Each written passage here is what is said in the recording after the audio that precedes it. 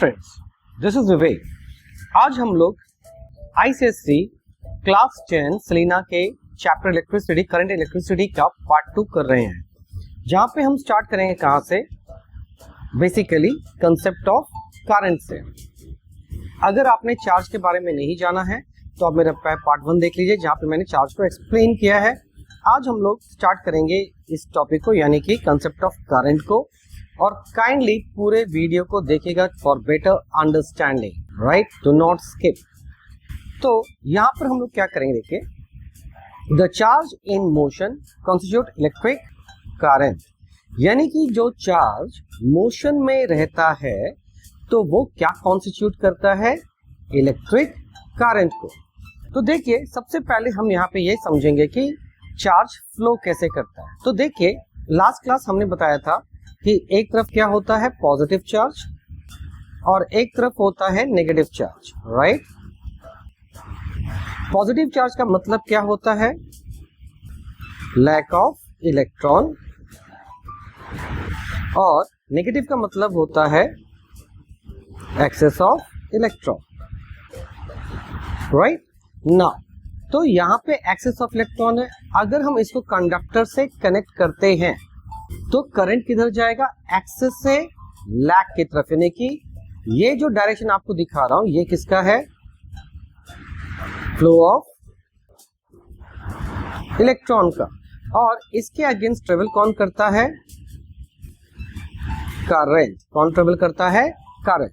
तो इसीलिए करंट को कैसे डिफाइन कर सकते हैं, current is defined as the rate of flow of charge, यानी कि जिस रेट से, और फिजिक्स में जहां कहीं भी रेट वर्ड यूज होता है इसका मतलब है डिवाइड बाय टाइम, यानी कि एक पर्टिकुलर टाइम में जितना चार्ज ट्रेवल करता है, पर्टिकुलर टाइम में जितना चार्ज ट्रेवल करता है उसी को हम लोग क्या बोलेंगे, करंट। क्या बोलेंगे, करंट। अगर हम दूसरे शब्दों में बोले, in another word, the current flowing in a conductor. Conductor क्या होता है, कंडक्टर मीन्स जहां से करंट जा सके, like metallic wire, is the amount of charge flowing per second. तो एक सेकेंड में जितना चार्ज फ्लो करता है दैट कॉन्स्टिट्यूट अगेन करंट। तो ये भी करंट का डेफिनेशन का ही पार्ट है कि एक यूनिट टाइम में, एक सेकेंड में कितने चार्ज फ्लो कर सकते हैं कंडक्टर में।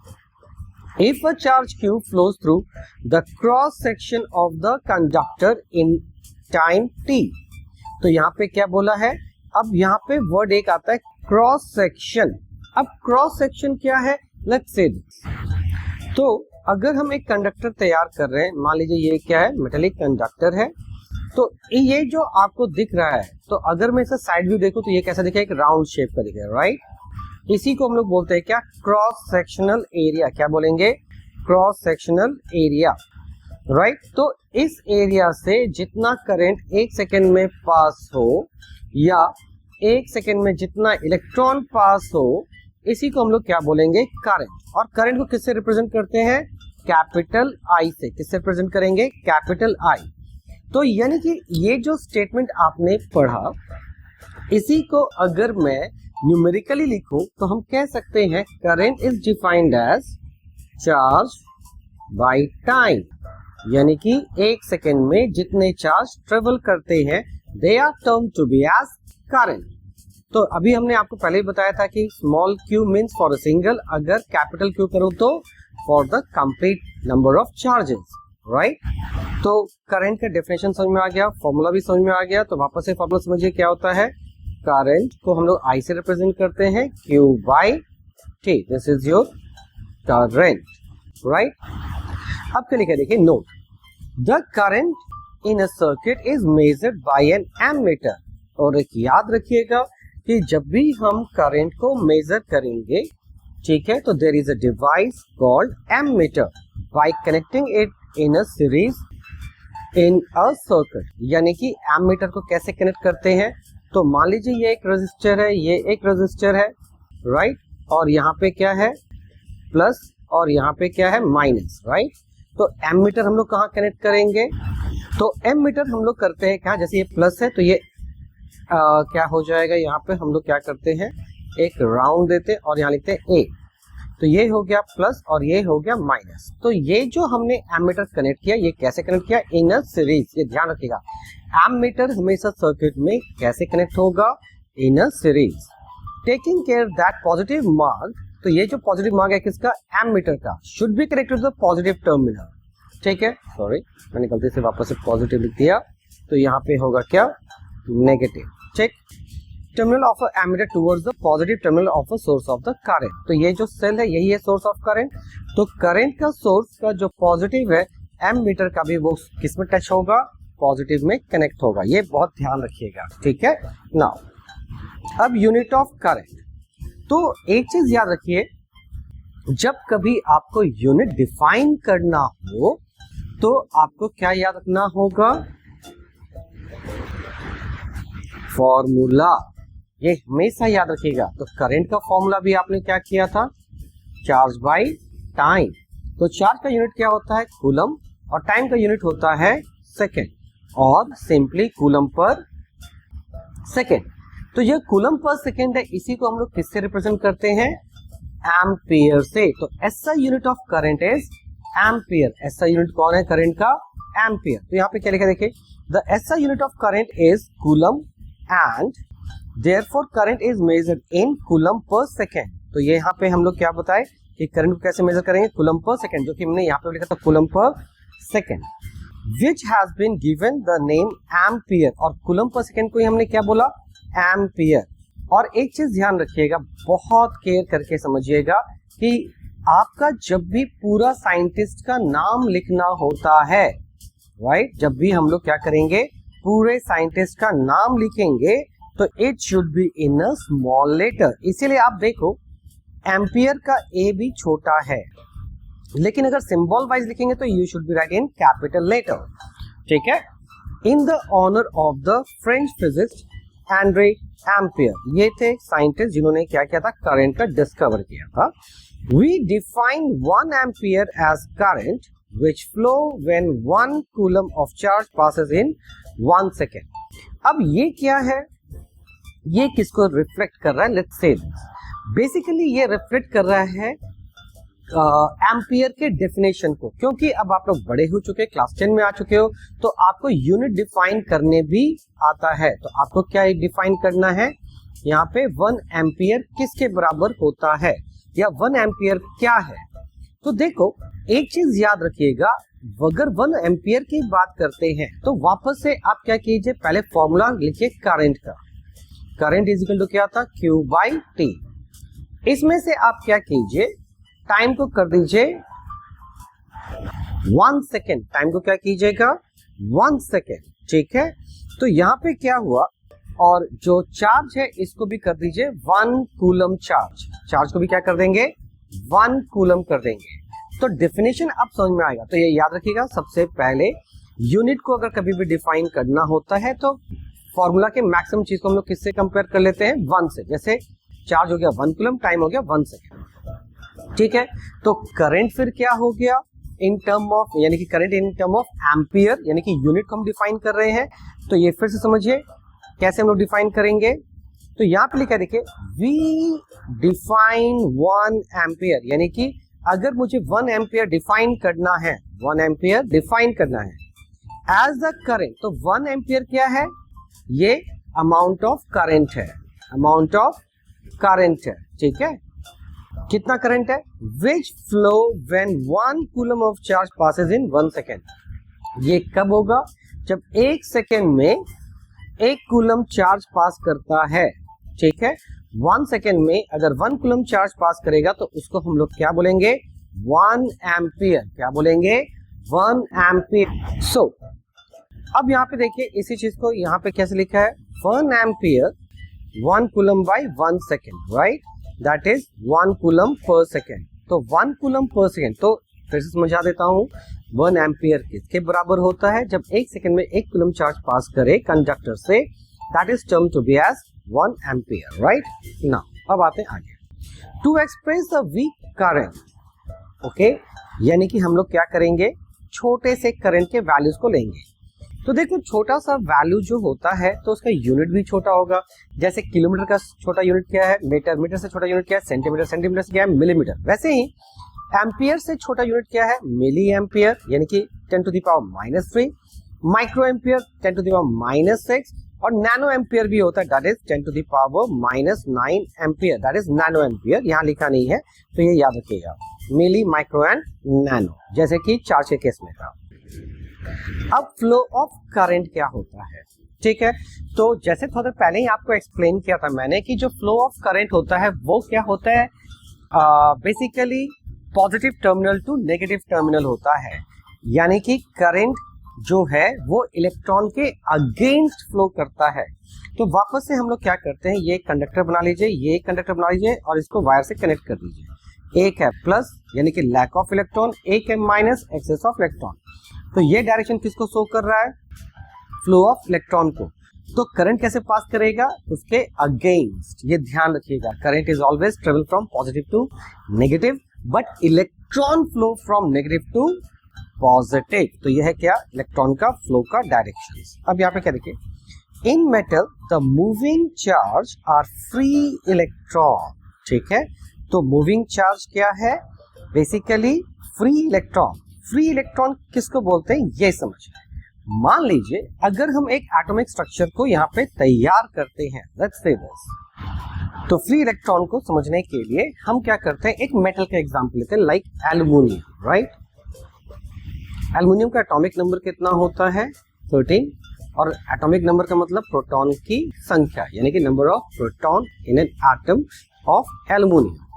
तो ये जो है सबसे पहला हम इसको बना लेते हैं, ये है मान लीजिए nucleus, so that we have, इसको हमने कवर कर दिया। This is your first cell, this is your second cell and this is your third cell. तो पहले शेल में कितने इलेक्ट्रॉन होता है, 2। तो टोटल इलेक्ट्रॉन कितने होते हैं एल्युमिनियम में, 13। टोटल इलेक्ट्रॉन कितने होते हैं, 13। तो 13 में से 2 चला गया। सेकेंड शेल की कैपेसिटी कितनी है, 8 हो गया, ठीक है। और तो देखिए 8 हो गया सेकेंड में, फर्स्ट में हो गया 2, तो 8 2 कितना हो गया, 10, और बचा कितना, 3। तो ये हो गया ऊपर में, राइट।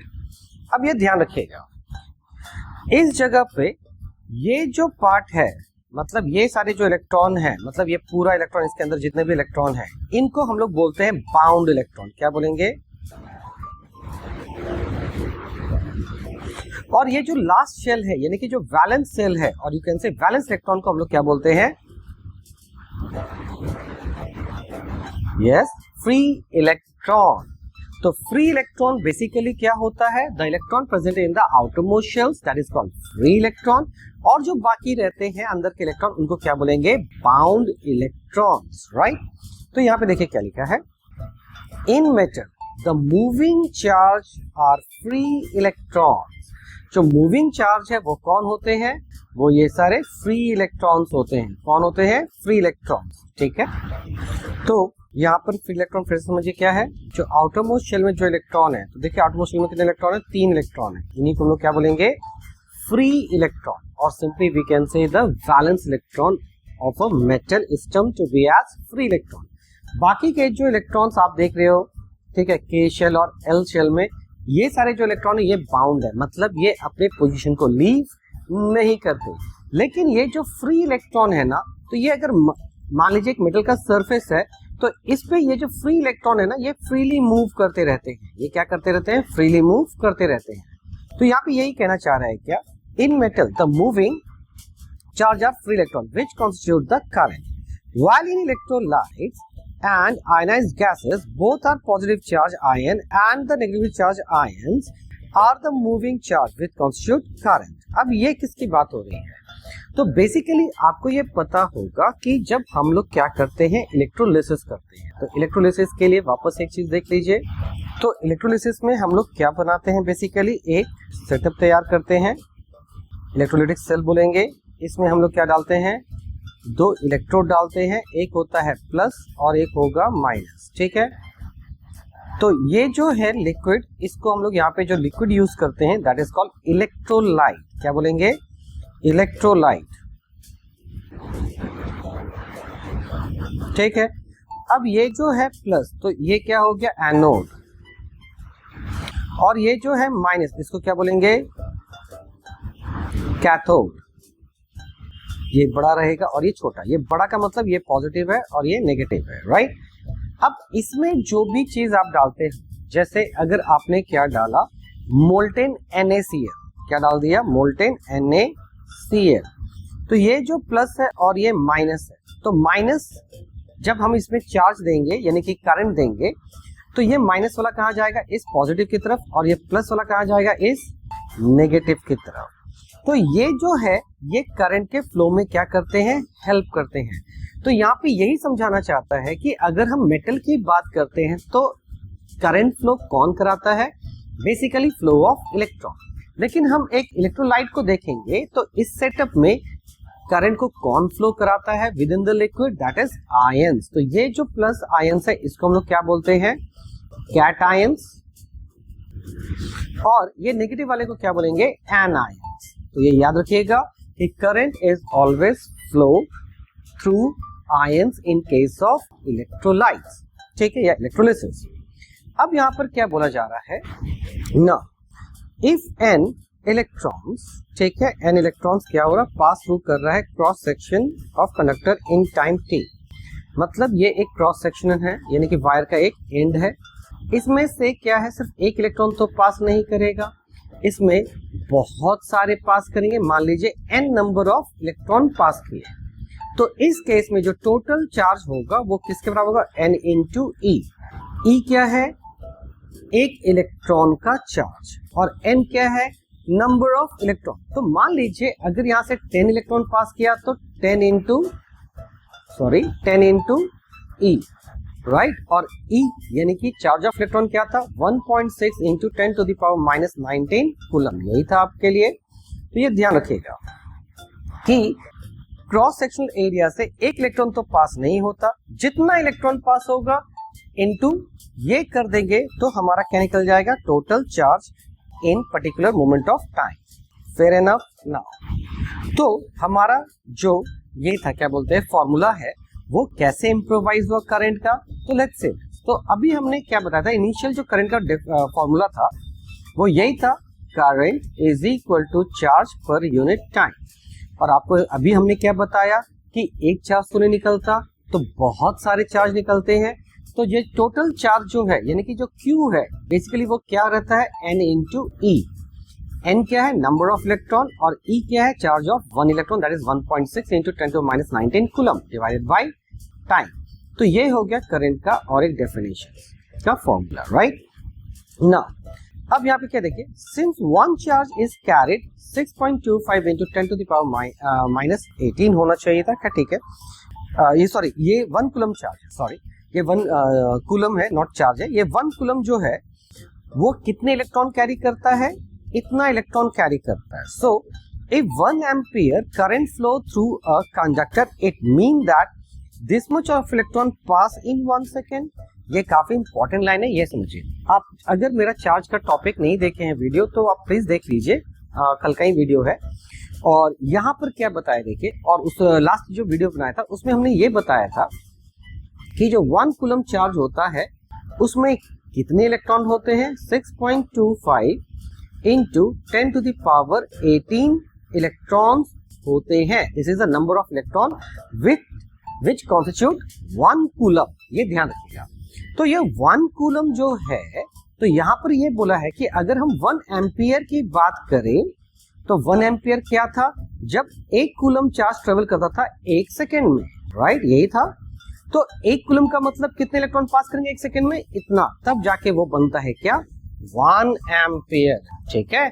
तो ये याद रखिएगा, अगर 1 सेकेंड में इतने इलेक्ट्रॉन पास करते हैं तो वो कितना करंट तैयार करता है, 1 एम्पियर, ठीक है, across the cross section of the conductor. Hope it is clear now. आगे देखते हैं, अब क्या लिखा है देखिए, current is a scalar quantity. जो करंट है वो कैसा क्वांटिटी है, एक स्केलर क्वांटिटी है, क्योंकि इसका सिर्फ मैग्नीट्यूड होता है पर डायरेक्शन फिक्स नहीं होता, राइट। कैसे, क्योंकि एक कंडक्टर में जब इलेक्ट्रॉन फ्लो कर रहा होता है, राइट, ये जो इलेक्ट्रॉन फ्लो कर रहा होता है ये एकदम स्ट्रेट नहीं जाता, ये ड्रिफ्ट मारते हुए जाता, मतलब ये कभी इधर जाएगा, कभी इधर जाएगा, कभी इधर जाएगा, दूसरे से टकराएगा, एंड दे मूव लाइक है वाई डायरेक्शन, राइट। तो इसीलिए करंट क्या एक स्केलर क्वांटिटी है। By starting the direction of the current we mean that the direction of motion is of electron is opposite to the direction of it, ठीक है। तो यानी कि यहाँ पे ये बोला है जो करंट डायरेक्शन होता है वो इलेक्ट्रॉन के डायरेक्शन के अपोजिट होता है, and that's why it is a scalar quantity. और एज वेल एज इनका कोई डायरेक्शन फिक्स नहीं। तो होप ये वीडियो आपको अच्छा लगा होगा। तो अगर अच्छा लगा है तो लाइक कीजिए, शेयर कीजिए और मस्ट सब्सक्राइब कीजिए और अपने फ्रेंड को भेजिए, ताकि मैंने यहाँ पे ये सोचा है कि मैं क्या करूँगा, इस तरीके से वीडियो बनाऊंगा कि एक जो बहुत एवरेज स्टूडेंट है या बिलो एवरेज स्टूडेंट है उनको भी ये कॉन्सेप्ट क्लियर हो जाए। हाँ, तो ये यहीं पे मैं वीडियो खत्म करता हूँ। Till then bye, good night.